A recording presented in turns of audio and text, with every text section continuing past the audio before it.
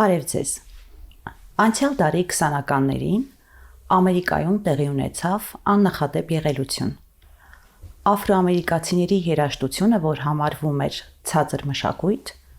բարձրացավ վերև, դառնալով մեծամասնության ցանկալին։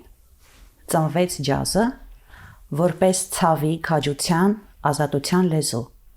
եւ իր հետ բարձրացրեց նրանց ձայնն ու արժանապատվությունը, որ ստեղծել էին իրեն։ 6-րդ օր հաղորդաշարի այսօրվա հյուրը երաժիշտ շեփորահար Արցախի պետական ջազային նվագախմբի ղեկավար Տիգրան Սուչյանն է։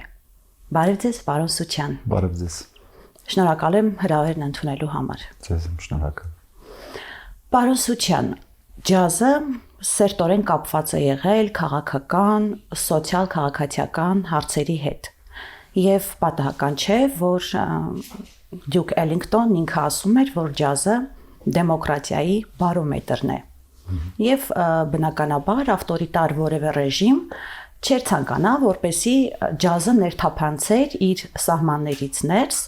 քանի որ հրաշալի գիտակցում էր, որ ջազն ավելին է, քան պարզապես երաժշտական ուղղություն։ Սակայն սովետական Հայաստանում արդեն 20-ականներին նվագում էին ջազ, իսկ 30-ականներին ձևավորվեցին համույթներ։ Այստեղ մենք կարող ենք հիշատակել շատ հնչեղ անուններ՝ Արտեմի Այվազյան, Արնո Բաբաջանյան, Մարտին Վարդազարյան, Կոնստանտին Օրբելյան, ավելի ուշ Արմեն Թութունջյան, իմ սիրելի։ Ինչ խնդիրներ լուծեց ջազը այն ժամանակ սովետական Հայաստանում եւ ինչ կարող է անել հիմա, ինչ նպատակներ է իրագործում, ինչ իրավիճակ է փոխում։ Քանի որ ասացիք, որ 20-ական թվականներին Ամերիկայում դա սոցիալ-քաղաքական հարցեր է լուծել, այսինքն միավորել է, Հայաստանում մի քիչ ուրիշ ընկալում է եղել, որովհետև դա կարծում եմ, դա ենթադրում եմ, որ դա ընկալվել է ուղղակի երաժշտություն, արդեն պատրաստի եւ հասած վիճակում հասել է Հայաստան, ու քանի որ Հայաստանը այն ժամանակ է հասել, երբ որ Հայաստանը արդեն սովետական միության մեջ էր, ու դա, այսինքն սովետական միության ժամանակ որևէ տես քաղաքական հարց բարձրացնել ժողովուրդը չէր կարող, որովհետև ավտորիտար ռեժիմի մեջ էր ապրում, հետևաբար այն ընկալվեց որպես երաժշտություն, որոշ ժամանակ ինչ որ ազատություն ուներ դա, իսկ հետո արևմուտք եւ արևելք այդ հակամարտության քողի տակ, հակամարտության պատճառով սովետական միությունը երևի սկսեց ավելի արգելել այդ ամեն ինչը, ավելի ոնց ասեմ, ճնշել, այո։ Եվ Հայաստանում ըստ ինձ այդ երաժշտությունով քաղաքական որևէ թեմա մարդիկ չէին կարող ինչ-որ հարց բարձրացնել կամ եւ այլն եւ այլն։ Հենց մենակ էստրադային երգիչների բառերից կարող ես հասկանալ, որ այսինքն կարող է եւ ջազային ստեղծագործություն երգել, բայց բառերը ոչ մի սոցիալական հարց չի լուծում, միայն կարող է լինել սիրո մասին։ Իսկ հիմա առավել եւս, որովհետեւ ամբողջ աշխարհում կարելի է ջազային երաժշտություն չէ սոցիալական բողոք որպես լինի, դա կախված է երաժշտից, թե ինքն ինչպես է մտածում։ Երաժիշտը օրինակի համար ուղղակի ուզում է նվագել, դե ինքը շատ սիրում է այդ երաժշտությունը եւ իրան հետաքրքիր չեն ոչ մի քաղաքական թեմաներ, սոցիալական ինչ-որ խնդիրներ եւ այլն եւ այլն։ Իսկ մարդիկ կան ուղղակի օգտագործում են երաժշտությունը իրենց գաղափարախոսությունը առաջ տանելու համար, հատկապես 60-ականներին թափ առավ Ամերիկայից Beatles, չգիտեմ։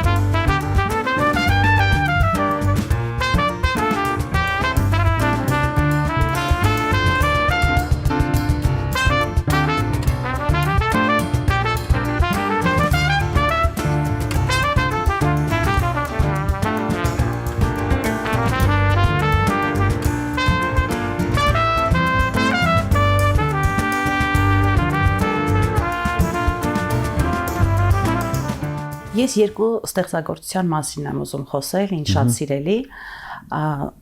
Առաջինը Լուի Արմսթրոնգի, որ 20-ականներին երգեց Սև կապույտ երգը, որում ասվում է նույնիսկ մուկը փախավ իմ տնից,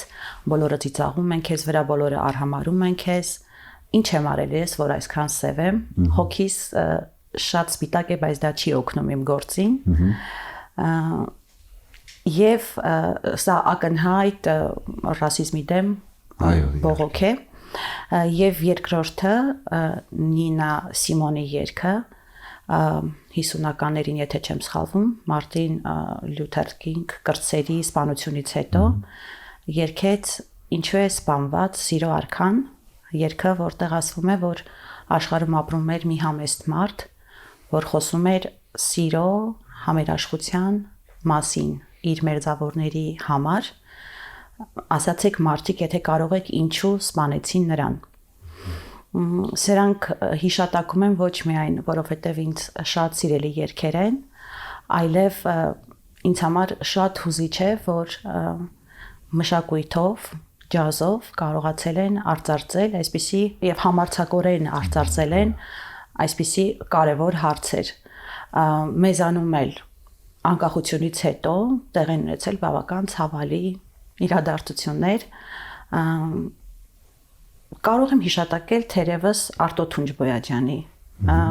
խոսքերով երգերից, որ Արարատի մասին է երգում կամ Պստիկ զինվորի մասին է երգում եւ այլն, բայց այլ անդրադարձներ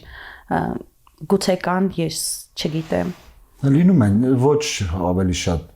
ոչ ջազային ասպարեզում, այլ ուրիշ օրինակ ռոք երաժշտության ասպարեզում դա ավելի ընդունված է, որովհետեւ իրենք ընկալում են դա բողոք ու լրիվ հակազդում են համակարգին, իրենք օգտագործում են, բայց ջազի մեջ Հայաստանում չեմ կարծում, որ որևէ մեկը նման փորձառություն չեմ տեսել, համենայն դեպս չեմ լսել։ Ես շատ լավ օրինակ կարող եմ բերել Ռուբեն Հախվերդյանի երգերը, օրինակ, իրանք շատ սոցիալական են, թեթև, բայց նաև տենց սիրո մասին էլ կա մեջը, հումոր էլ կա մեջը, օրինակ եթե ինչ-որ մի բանով արտահայտվել, բառերով արտահայտվել, կարծում եմ հենց այդ ձև երկերի միջոցով կարելի է բողոքը արտահայտել, որովհետև դա ֆոկուսը հենց խոսքի վրա է, ոչ թե երաժշտության։ Իսկ ջազային ասպարեզում ավելի շատ պրոֆեսիոնալ երաժշտության բան կա, կարիք կա, ու ջազային երաժիշտները փորձում են ավելի շատ իրենց ներքին աշխարհը ներդնեն, այդ էներգիան ներդնեն հենց երաժշտության վրա, առանց խոսքի։ 44 օրյա պատերազմից հետո ձեզ հրավիրեցին Արցախ ղեկավարելու Արցախի պետական ջազային նվագախումբը։ Ինչպիսի նվագախումբ էր եւ որտեղ է հիմա, գործում է, թե ոչ, ինչ վիճակում է այդ նվագախումբը հիմա։ Նվագախումբը գործել է 2003-2004 թվականից, ստեղծվել է մի խումբ արցախցի երաժիշտներով եւ ղեկավար է եղել Տիգրան Լալայանը, մինչև 2021 թվական, 21 թվականից ինձ հրավիրեցին ղեկավարելու, այն ամենասկզբից մի քիչ ցրված վիճակում էր նվագախումբը, որովհետև պատերազմից հետո ոչ բոլորն էին ուզում վերադառնալ երաժշտության եւ առհասարակ դրա ժամանակը չկար շատ մարդկանց համար։ Ես փորձեցի հենց առաջին գործը անել երիտասարդների ներգրավել, որովհետև կար Սայաթ-Նովայի անվան ուսումնարանը, այնտեղ նոր երաժիշտներ կային եւ ես փորձեցի իրենց ավելի շատ ներգրավել, այսինքն սերնդափոխություն անել։ Եվ ստացվեց, հետո որ մի քանի անգամ եկանք Երևան նվագելու, ստեղի երիտասարդները սկսեցին խառնվել, այդ շփումից առաջացավ մի ընտանիք եւ մենք 23 թվականի դեպքերից հետո, երբ որ բոլորը տեղավորվեցին եւ եկան Երևան, մենք հիմա գործում ենք լրիվ մեր առանց օգնության նվագախումբը մոտավորապես 20 հոգի երաժիշտ է ներառում եւ մենք աշխատում ենք մնալ ջրի երեսին, անում ենք այն ինչ որ մեր ուժերից կարողության մեջ է։ Որտեղ եք հանդես գալիս, ինչպես է կարողանում գոյատևել ձեր հաշվին։ Դե հիմա կարծում եմ այն ժամանակներն են, որ ժամանակին տես մի կարծրատիպ կա, չէ՞ որ երաժիշտը պետք է սոված լինի եւ աղքատ պետք է լինի, նկարիչների մասին էլ էին ասում, բայց հիմա այդ ժամանակները չեն, այսինքն եթե դու նորություններ ես ստեղծում կամ այն ինչ որ դու նվագում ես, եթե դու նվագում ես օրինակ 60-ական թվականների ստեղծագործություն, պետք է շատ լավ նվագես, որովհետեւ արդեն այնքան լավ են նվագել, որ շատ լավ է որ դու դա նվագում ես, բայց դու պետք է ինչ որ մի նոր բան լինես։ Բոլորից կամ շատ լավ պետք է նվագես, կամ ինչ որ նորություն պետք է մտցնես։ Ես այսպես եմ կարծում։ Հետևաբար մենք շեշտը դրեցինք հենց մեր ստեղծագործությունների վրա, ժամանակակից հայ ստեղծագործողների, որոնք հիմա կան, նվագում են։ Աշխատում ենք նորություններ անել, նաև նվագախմբին ավելացրել ենք, մի քիչ թարմացրել ենք նվագախումբը ժամանակակից ձևով, հիփ-հոփ երաժշտություն ենք նաև ներառել, այո, շատ սիրուն համադրվում է։ Dialogue project, այսինքն dialogue project-ներ հիփ-հոփ երաժշտություն, ջազ եւ հիփ-հոփ երաժշտություն հիմա մենք միացրել ենք։ Կարծում եմ շատ սիրուն է ստացվում, երիտասարդությունը սիրում է ու ամենակարևորը, որ հանդիսատեսի դիապազոնը շատ ավելի մեծ է, որովհետեւ տարիքով մարդիկ էլ կարող են լսել երիտասարդներ նույն ձև, այսինքն ինչ որ տարիքային սահմանափակում չկա ու բոլորն էլ դուր է գալիս, որովհետեւ երաժշտություն նույնիսկ հիփ-հոփ երաժշտությանը մոտենում ենք շատ պրոֆեսիոնալ ձևով, ջազային, այսինքն չենք պարզացնում այնքան որ մարդիկ մի քիչ ավելի շատ հանդիսատես ունենանք։ Իսկ որտեղ կարելի է ձեզ լսել, որտեղ եք։ Մենք հիմնականում ամիսը ամենակիչը մեկ անգամ գոնե նվագում ենք Ուլիխանյան ակումբում, որովհետև դա մեր սիրելի տեղն է, ես կասեի Երևան քաղաք Հայաստանի մեջ ակումբ հասկացություն կա, չէ, ասենք շատ տեղեր կարող են գրել ակումբ, բայց մեջ ինչա կատարում ակումբ չի կարող լինի։ Չեմ ասում վատա կամ լավ է, ուղղակի ակումբի միտքը այն է, որ այն ինչ որ Ուլիխանյան ակումբում կատարվում է, հենց դա ակումբ է, որտեղ երաժշտական ակումբ է։ Շեշտը հենց երաժշտության վրա է ու եւ ինքը մշակութային կառույց է, ասենց կարող եմ ասել։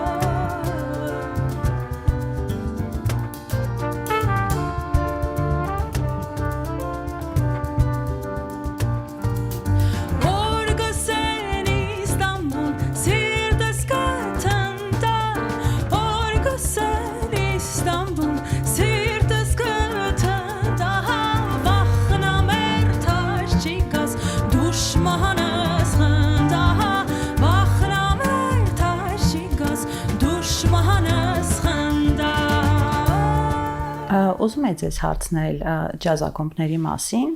Երևանում կան, բայց հետաքրքիր է ձեր կարծիքը, որքանով են այդ ակումբները համապատասխանում միջազգային չափանիշներին այն առումով, որ ինչ տեսակ ջազ է այնտեղ հնչում, ավելի շատ դասական ջազ է, ավանգարդ ֆոլք է, թե ալա ջազ մի երաժշտություն եւ ինչ մարդիկ են գալիս այնտեղ հենց ջազ լսելու, հենց ջազ մթնոլորտում երեկոն անցկացնելու, թե իբրև մոդայիկ մի տեղ, որտեղ կարելի է մեկ բաժակ կոնյակ խմել։ Այդ բոլորը միասին։ Հա, որովհետեւ տենց ստանդարտ չկա միջազգային, որ ջազ ակումբը հենց այդպես պետք է լինի, օրինակի համար այս սենյակի չափ տեղը, եթե կա 1 հոգի, 2 հոգի երաժիշտ եւ մնացածը կարողանում են տեղավորվել աթոռներին կամ նստած գետին, դա դառնում է ջազ ակումբ։ Կարևորը այդ ջազ ակումբում ինչ որակի է, այսինքն երաժշտությունը մատուցվում եւ իհարկե հաճախող մարդկանց որակը, թե իրանք ինչ այստեղ ջազ ակումբ ես համարում եմ Ուլիխանյան ակումբը եւ կան շատ նվագելու տեղեր, որտեղ Երևանի երաժիշտները նվագում են տարբեր տեսակի երաժշտություն, cover երաժշտություն, ժամանակակից pop երաժշտություն, տեղ կա rock են նվագում, տեղ կա այդ երկուսը խառնում են իրար, տեղ կա ուղղակի միայն դասական երաժշտություն են նվագում, շատ խառնա, բայց որպես ջազ, տենց կոնկրետ ջազային, ջազ ակումբ, այսինքն հա ինքը մի քիչ տենց բան ունի, էլի, սպეციფიկ բան ունի, Ուլիխանյան ակումբը հենց ես կասեի դպրոց է, երաժիշտների համար դպրոց, իսկ հանդիսատեսի համար որակով երաժշտություն լսելու տեղ։ Գուցե իմ տպավորությամբ է այդպես կամ հանգամանքների բերումով է այդ տպավորությունը ձևավորվել վերջին տասնամյակում ջազ համույթները ավելի շատ նվագում են էթնո ջազ։ Դա այդպես է թե ոչ, ձեր կարծիքով։ Հա, իհարկե, հա։ Ինչու՞։ Դե նախ այդ ինքնությունը պահելու մի հատ բան կա, չէ, այտենց պաշտպանական ռեակցիա կա, որ ինքնությունը պահ, հետո լինում է, որ օրինակ լսում եմ մի բան, ամբողջ աշխարհում էլ այդպես է, օրինակ մեր հարևան երկրները բոլորն էլ անում են, իրանք ցույց են տալիս իրանք արմատը այն երաժշտություն, այսինքն միացնում են համաշխարհային երաժշտության մեջ, որտեղ օրինակի համար եթե գնանք ինչ որ միտեղ Ամերիկայում լավ ջազ նվագողների տեղը, իրանք ունեն այդ երաժշտությունը, իրանք նվագում են, ու իրանք լավ նվագում են, երբ որ դու գնում ես իրանց հետ նվագում ես, շատ լավ է, իրանք քեզ համարում են իրանց մարդը, բայց երբ որ դու ներկայանում ես քո գույնով, բայց էլ իրանց հասկանալի երաժշտությունով, այ դա նորություն է իրանց համար, ու շատ հետաքրքիր է իրանց համար, ասենք կասեի էկզոտիկ բան կա, բայց հայկական երաժշտությունը շատ սիրուն համադրվում է համաշխարհային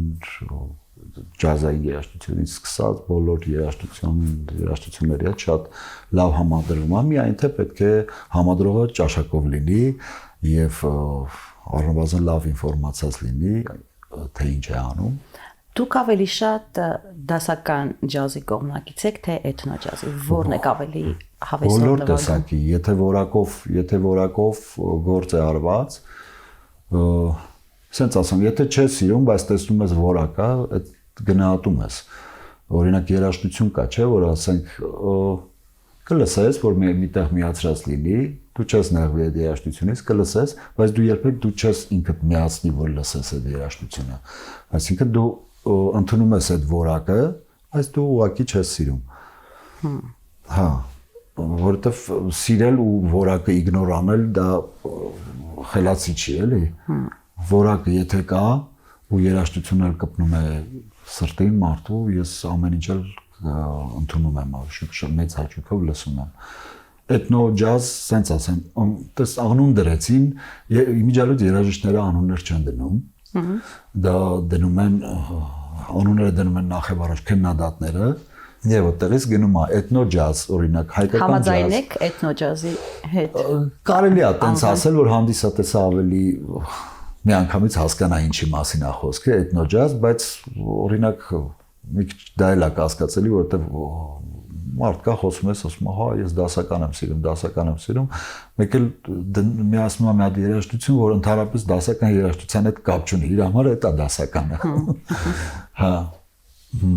Դրա համար, հա, երաժիշտները անուններ չեն դնում, էթնո ջազ, այսինքն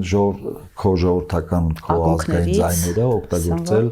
այո, ջազային ռիթմերի եւ հարմոնիայի հետ։ Կարելի ասել էթնո ջազ, կարելի ասել հայկական ջազ։ Ժամանակին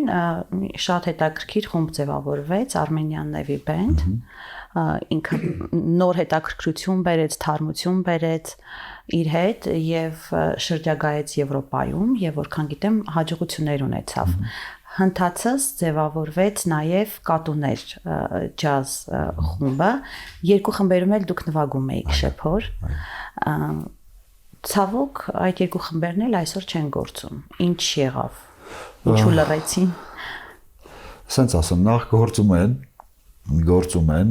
Armenian Navy Band-ը, իհարկե այդքան հաճախ չենք նվագում, ինչքան առաջ էինք նվագում, առաջ միշտ ֆորմայի մեջ էինք։ Հիմա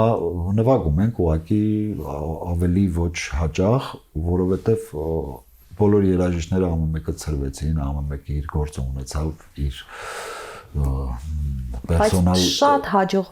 ալիքի վրա գնում էր, շատ զարմանալի էր միանգամից փակվելը։ Նո, հա, չփակվեց, շարունակվում է, օրինակ կատուներ խումբն էլ հիմա լրիվ ուրիշ կազմով նվագում են, Armenian Navy Band-ով էլ կազմը փոխվում է, որովհետև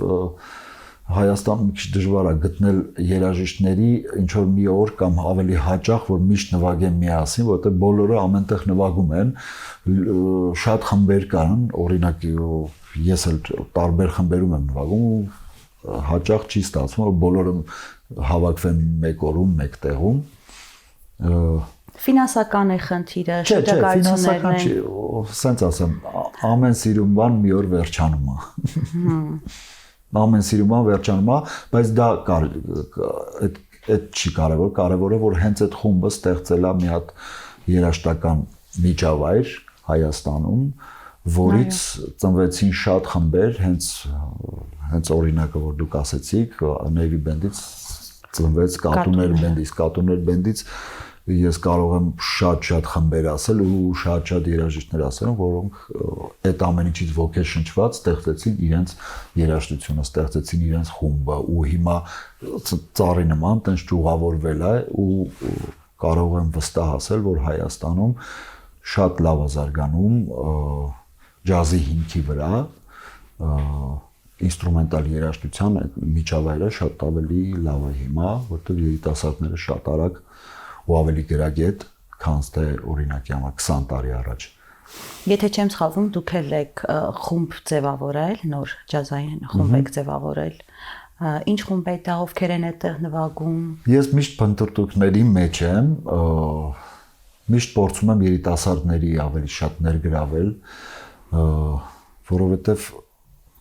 դա սկսվեց պատերազմի ժամանակ Nexus արվեստի կենտրոնում, իմ ընկերը հրավիրեց, դեղ ասեց երեխաներ կան Արցախից, մի շեփորալ տղա էլ կա, կարող է հետը զբաղվես, ու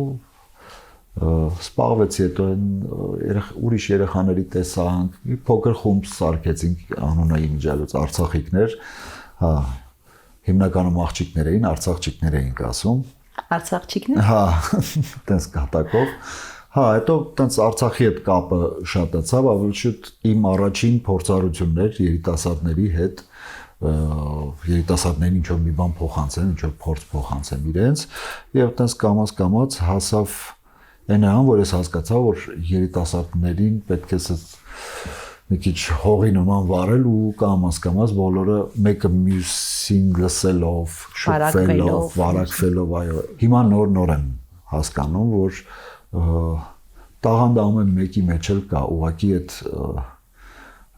գտնես այդ ոգեշնչելու, այդ կայծը տալու մի բանը, ինքը իրան արդեն կգնա, ընդհանրապես կայծա պետք ու ժամանակին տենց ճանապարհներ ցույց տալ։ Ավել բան պետք չի, իրանք գնում են, էլի, այսինքն այն դպրոցում իրանք սովորում են, այն ինչ որ իրանք պետք է սովորեն, քոլեջում կամ կոնսերվատորիա կամ։ Իսկ պլանավորում եք շրջագայել, որովհետև ես պատկերացրի, թե որքան հնչեղ ուղերձ կլիներ, եթե նույն արցախցիքները հանդես գային միջազգային բեմերում։ Այո, իհարկե, լավ կլիներ, բայց դա երևի առաջին քայլն էր մանկավարժության իմ փորձառության առաջին քայլն էր խումբը մոտավորապես 7-8 հոգանոց խումբ էր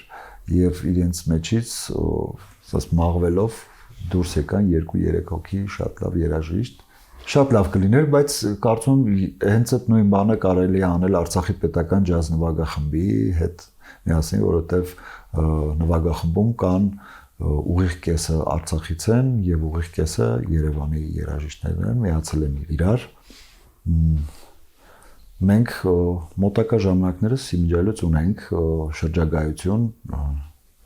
առաջին մեր շրջագայությունն է Նովոսիբիրսկում պետք է ջազ ֆեստիվալ լինի, հաճախ են այնտեղ լավ ջազ ֆեստիվալներ են Նովոսիբիրսկ եւ Եկատերինբուրգ քաղաքներում միշտ ակտիվ են եւ մեզ հրավիրել են այնտեղ, սա մեր առաջին փորձառությունն է, որ պետք է գնանք ու ներկայանանք որպես Արցախի պետական ջազ նվագախումբ։ Ու հուսով եմ ոչ մեկ չի բողոքի, որ մենք Արցախի պետական ջազ նվագախումբ ենք։ Առհասարակ հետաքրքիր է խոսել շրջագայությունների բարենպաստ ազդեցության մասին, այն առումով, որ մշակութային փոխառնություններ են լինում, շփումներ, նոր լեզու է ձևավորվում, նոր հարաբերություններ, բավականաչափ են շրջագայությունները։ Տարվա մեջ գոնե 1, 2, 3 անգամ լինում են շրջագայություններ ու իրոք շատ կարևոր են երաժիշտների համար, շատ կարևոր է դա, որովհետև հատկապես երբ որ մասնակցում ես ինչ որ միջազգային ֆեստիվալի, փառատոնի կամ օրինակի համար ուրիշ ազգությամբ ուրիշ հանդիսատեսի համար ես նվագում, որովհետև Երևանում նվագելով դու արդեն գիտես քո հանդիսատեսին, բայց երբ որ դու նվագում ես լրիվ ուրիշ մենտալիտետով մարդկանց արժև, դա արդեն լրիվ ուրիշ փորձառություն է, մի քիչ վստահություն է բերում երաժիշտներին ու հատկապես երբ որ լինում են ուրիշ խմբեր, ուրիշ երաժիշտներ, այդ շփումը իհարկե առաջացնում է հետագա շատ ավելի ակտիվ գործունեությանը։ Եվ վերջերս ջազ ակտիվ համերգներ, փառատոներ են լինում մարզային քաղաքներում։ Ինչ հանդիսատես է մարզային քաղաքներում։ Շատ հետաքրքիր, ծարավ, այո, սպասում են մարդիկ, որովհետև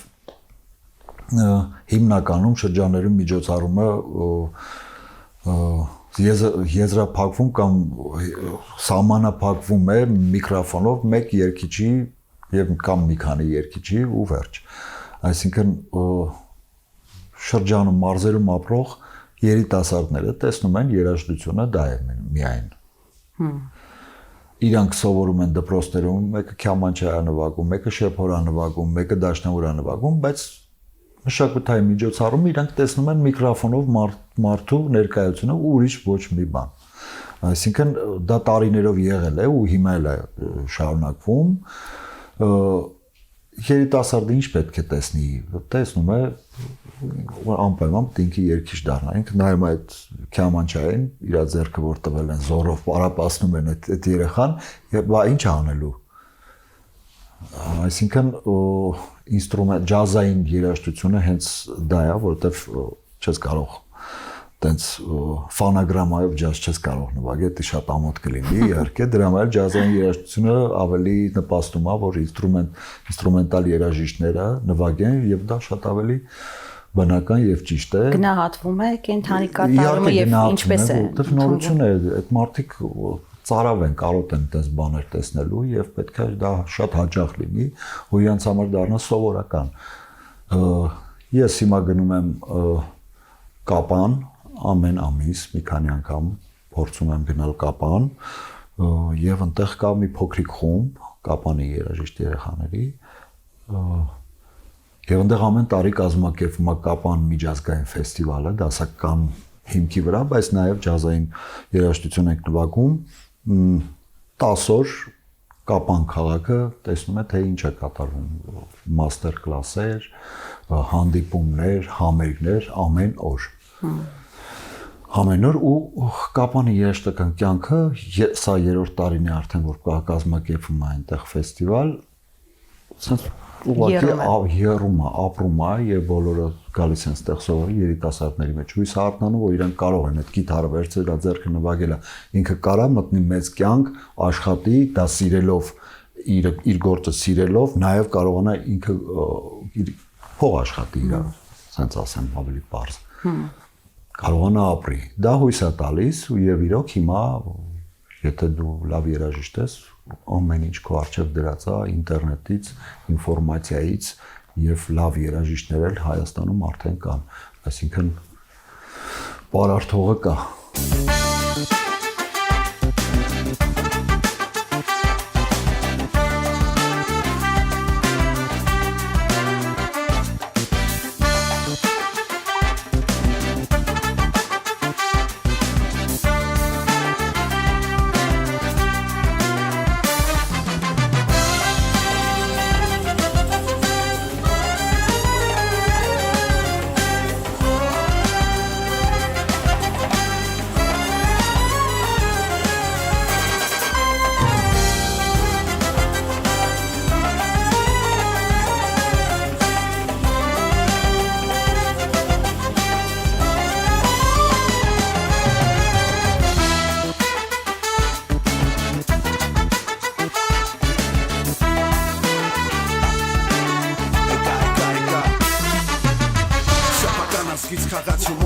կհամի ու մակարդակ, որը բոլորին կգրավի դիալոգ, որը շարունակվում է մինչև վերջի բառը լիաթոք ու բաց ուրիշ ձևան հնարը Welcome to Yerevan ինձ ասում է իմ քաղաքը ու ոչ թե ձևական լրիվ ընդհակառակը մի քանի կադր կինոից որը չունի ավարտ մի քանի տող գրած իմ հողի վրա հարազատ նորից եկավ մուսան ու կմնա լուսանք բերելով հետը իմ ուզած բառերը չգրված դարելա կյանքը էլի նոր գունավոր եղքերով ներկելով ճանապարհը վարդողած քո հետքերով դե ասա լսում եմ ես գիտեմ կա այն մասան որը խնդրում է քեզ չհեռանալ նորից թողնել կարոտով մեզ շնորհակալ եմ բոլորին կարոսը ձեզ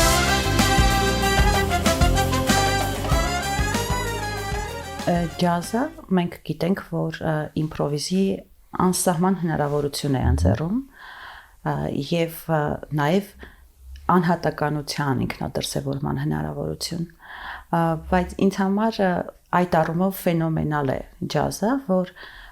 յուրաքանչյուր երաժիշտ լինելով ազատ ցուցադրելու իր անհատական հետաքրքրությունները իմպրովիզանելու միևնույն ժամանակ այդ բոլորը միասին նվագում են մեկ երաժշտություն կարողանում են համախմբվել ջազի շուրջ հայերի մասին տարածված կարծրատիպ կա թե հայերը անհատական գործերում հաջողում են, բայց կոլեկտիվ գործերում տապալում, քանի որ դժվարանում են համագործակցել, ինչպես են այդ դեպքում ջազ երաժիշտները կարողանում համախմբվել ջազի շուրջ եւ նվագել շատ լավ երաժշտություն։ Ես ունեմ սիրելի խմբեր եւ ունեմ սիրելի երգեր, ինչպես եք հաջողում։ Որովհետեւ շատ պարզ ասեմ, թղթի վրա գրած է այսինքն նոտաների մեջ գրած է դա եւ բոլորը նվագում են ինչ որ գրած է եւ նաեւ կա ինքնաարտահայտվելու տեղ այսինքն հենց այդ իմպրովիզացիա ասել այսինքն շատ པարզ օրինակով թեման կա թեման բոլորը նվագում են միասին եւ սկսում է ամեն մեկի պատմությունը այսինքն ամեն մեկի սոլոն պետք է իմպրովիզացիայի միջոցով պատմի ինչ որ պետք է պատմի խոսելու նման Բայց մյուսը լսում է, չէ՞, մյուսի պատմությունը այդ ընթացքում հորինում իրեն է։ Սա իրոք ֆենոմենալ է, որովհետև երաժշտությունը առաջին հերթին, որ ինչ են անում երաժշտությունը առաջին հերթին,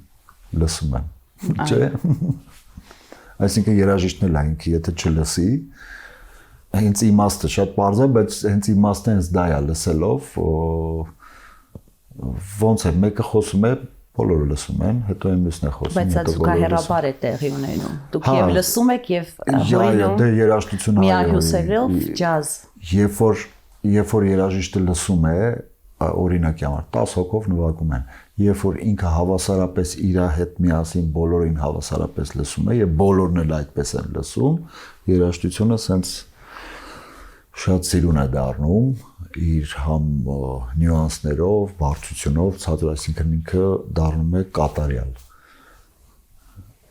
Հաջողում է այն երաժշտությունը, որ բոլորը լսում են իրար։ Նվագախմբում հենց դա է, երբ որ երաժիշտները նվագելով չեն լսում, ուղղակի իրենք նվագում են այդ նույն բանն է, որ ինչ որ ջոկատով միտեղ գնաս, ամեն մեկը իր կողմը գնա, այսինքն ոչ ստրատեգիա կա, ոչ քարտեզ կա, որտեղ են գնում։ Այստեղից կարող ենք ենթադրել, որ հայերը կոլեկտիվ գործերում էլ կարող են հաջողել շատ լավ։ Իհարկե։ Տիգրան, շնորհակալություն շատ հետաքրքիր զրույցի համար։ Ձեզ շնորհակալություն։ Երաժշտական աշխարհում այսպիսի մի տարածված ասույթ կա. մի ակորդը լավ է, երկուսը բավ է, երրորդը ջազ է։ Եկեք չզրկենք մեզ այդ երրորդ ակորդից։ Շնորհակալություն, կհանդիպենք։